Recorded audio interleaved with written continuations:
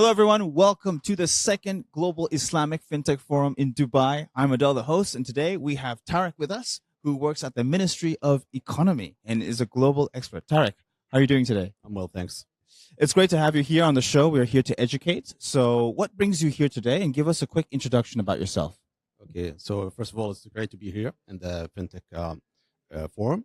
I'm basically an economic expert at the Ministry of Economy, and we're very interested in adapting to all of the economic activities within the UAE itself.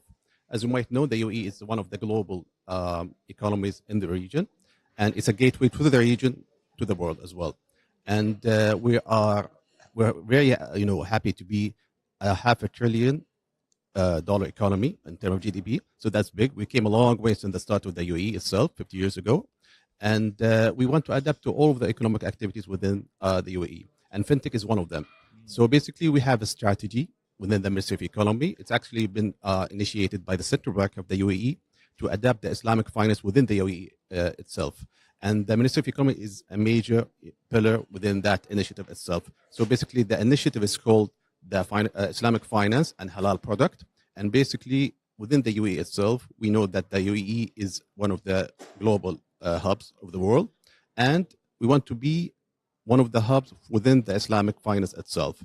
So the initiative itself covers 3 pillars. So one of them is the Islamic finance. So basically being able to adapt to the ongoing products of the Islamic finance and being one of the gateways for the Islamic finance for the region itself. So as you might know, the Islamic economy is growing in a very fast pace, and that has to do with different reasons. One of them is that if you notice, the Islamic countries has a young demographic, so that's one of them. So there's a high growth or high opportunity to growth, as well as that the emerging economy itself is growing.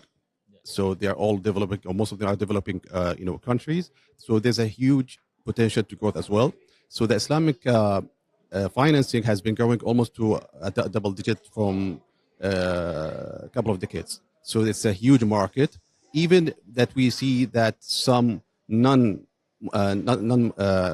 of the countries that don't have a major, large majority of Muslims, such as in Europe, but they have adapted, or some of the banks have adapted to Islamic finance itself. So we see a huge growth in that, and we want to take part in that within the UAE itself to grab some of the market share. And for the initiative that I have just mentioned itself, the financial Islamic finance and the halal products, it has 3 pillars. As I mentioned earlier, it has to do with the UAE being a gateway to Islamic finance. That's the first one. Second, we want to adapt, standards for halal products. So it has to do with food, it has to do with cosmetics, it has to obey the halal, standards. And we want to be initiative in that, or innovative. And one of the product that we have mentioned is that we want to adapt the blockchain technology within that. So if you notice, any product that you could think of has to change hand so many times until it reaches to the final consumer.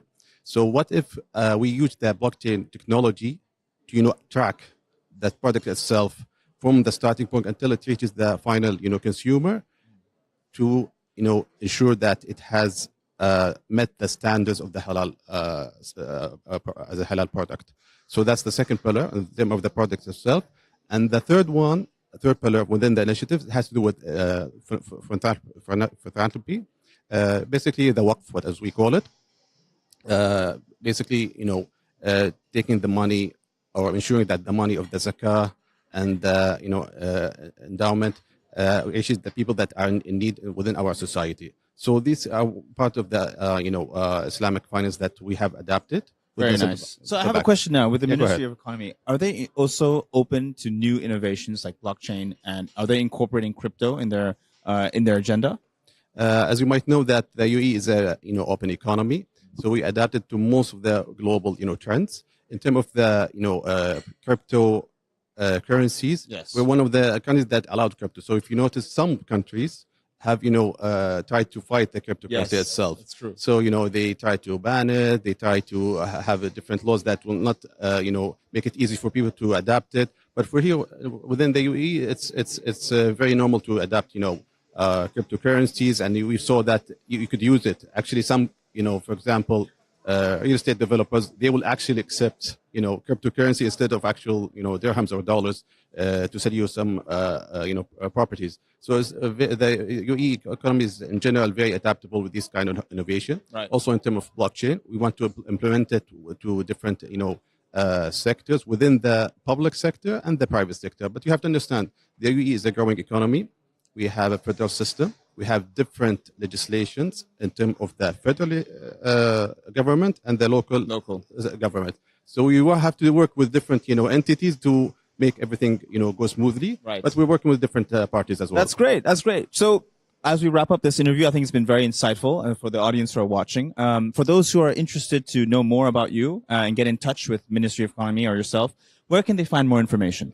They could find most of the information on the Ministry of Economy, webpage, Yep. and we adapt the data that has to do with the economy itself. Right. So in terms of the growth of the GDP, in terms of the product, and I want to take this opportunity to say that within the Ministry of Economy, we cover different aspects, not just the economy itself. Right. So in terms of the IP, in terms of the copyright, that's also covered within the Ministry of Economy itself, as well things like tourism. So if you noticed, in the UAE, we don't have a tourism ministry, but that's lies within the Ministry of Economy itself.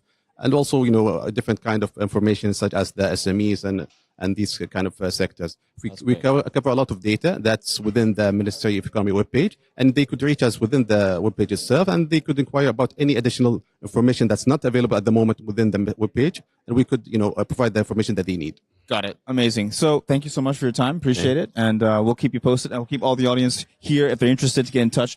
Do you have a LinkedIn profile? Where can they reach out to you? Yes, you could reach me on LinkedIn. Yeah, Tariq Alsuwaidi from the Ministry of Economy as an economic expert. You can find me on LinkedIn anytime. Great. Thank you, Tariq. I appreciate it. It was a pleasure. Thank you so much for watching. Hope you found this insightful. We'll leave all the links in the description so you can check out Tariq's profile. Thank you again. Hope you found this, and we'll see you next time. Cheers.